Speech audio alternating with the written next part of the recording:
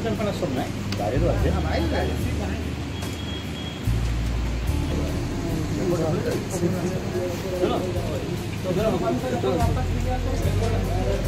মাঝে বসে দিচ্ছি।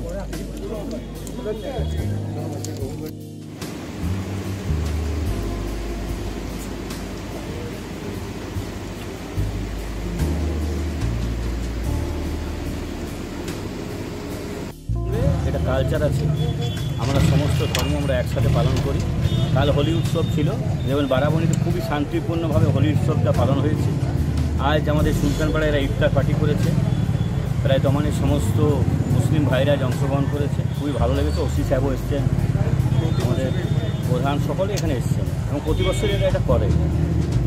দাদা যুবরা করেছে, সত্যি এটা একটা বলতে হবে না। দেখুন, এরা প্রতি বছরে করে, এখানে যুব সম্প্রদায় যারা আছে তারাই কিন্তু প্রোগ্রামটা প্রতি বছর করে।